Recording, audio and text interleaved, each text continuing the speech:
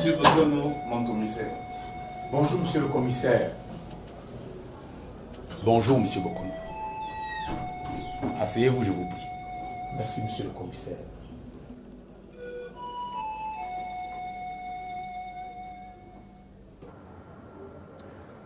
N'ayez pas peur, monsieur Bokono. Nous voulons juste vous poser quelques questions.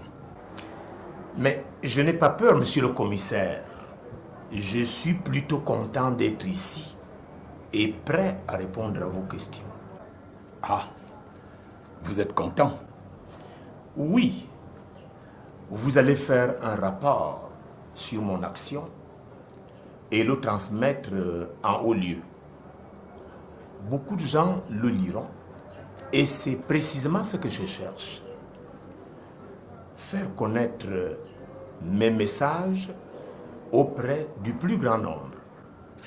Eh bien, parlons justement de ces fameux messages. Vous dites qu'ils vous ont été confiés durant votre hibernation. Mon propos n'est pas là pour mettre en toute votre histoire.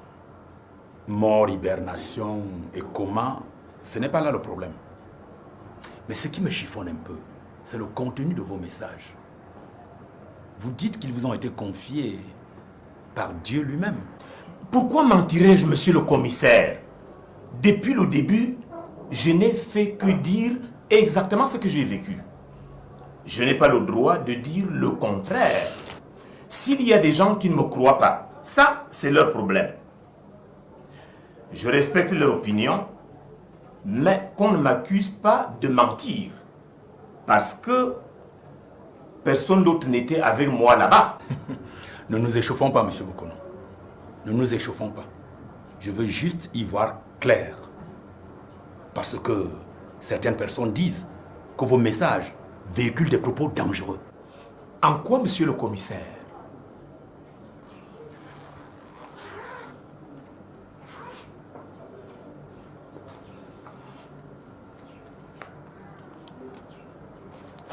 Ah. Unissez-vous. Car ensemble, vous êtes forts. Divisés, vous êtes faibles. Est-ce que c'est ça qu'on peut appeler un message dangereux, monsieur le commissaire? Au contraire, tous les messages que j'ai à délivrer sont des messages d'amour, de paix, de tolérance, de partage. En fait, des choses qu'on dit à l'église tous les jours. Justement. Pourquoi ne laissez-vous donc pas l'église s'en occuper? Hein? C'est son job après tout.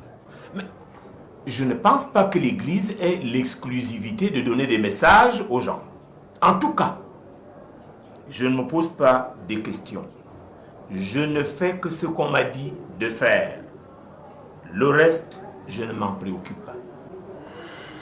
Et vous pensez que vos messages sont crédibles?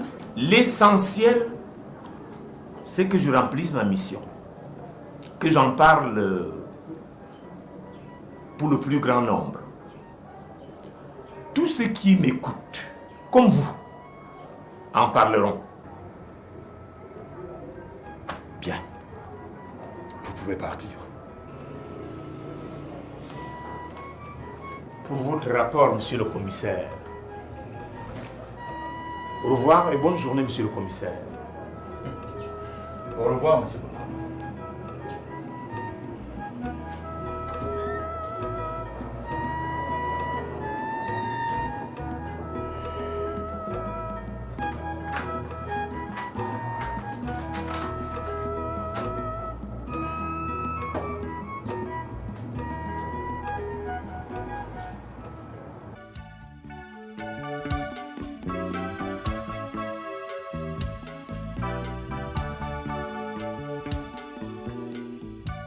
En clair, il ressort qu'il y a eu beaucoup d'agitation pour rien. Notre bonhomme est en train de s'essouffler.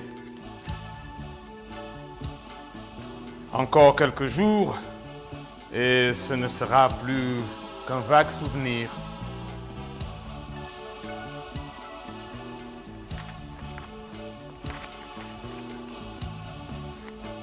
Nous lui avons prêté plus de pouvoir qu'il n'en a.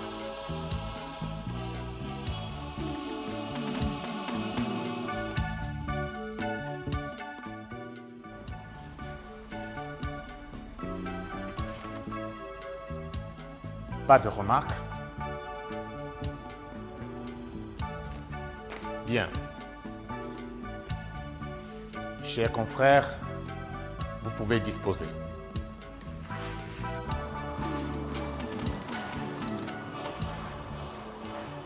Allons dans la paix du Christ.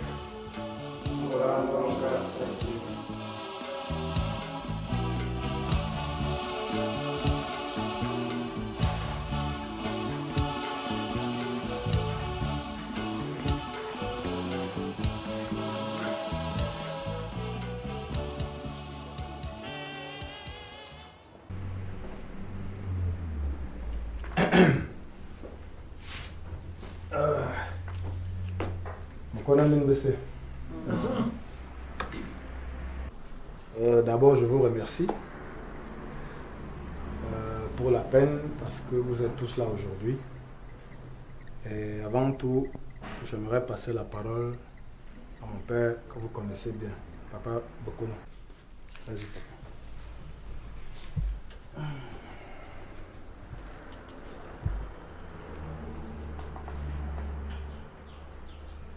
Je vous salue.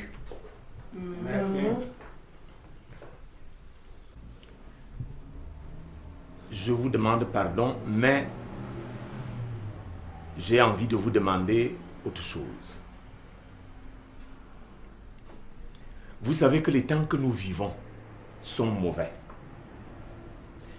Et avant toute chose, il faut implorer la protection et la bénédiction du Tout-Puissant. Si vous voulez bien vous lever pour une petite prière.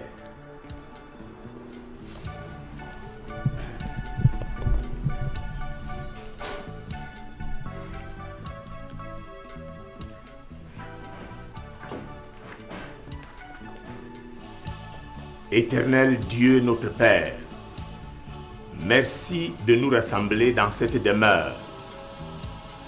Bénis-la, ainsi que tous ceux qui s'y trouvent en ce moment. Toi-même, viens au milieu de nous, instaurer l'esprit de dialogue, de paix, afin que ces assises soient constructives et puissent conduire à la réconciliation de tes enfants. Nous te le demandons au nom de ton Fils Jésus-Christ. Amen. Amen. Bien. Je ne vais pas vous ennuyer en tournant autour du pot. Zarla vous a fait venir ici aujourd'hui parce qu'il aimerait débattre avec vous d'un problème grave, celui de sa séparation d'avec sa femme. Voici plus de 9 mois que Yvette a quitté cette maison. Vous savez que dans notre tradition, ce ne sont pas deux personnes qui se marient, mais deux familles entières. De même, quand les époux ont des problèmes, les deux familles sont impliquées. On fait asseoir les gens et ils réfléchissent ensemble sur l'avenir du couple.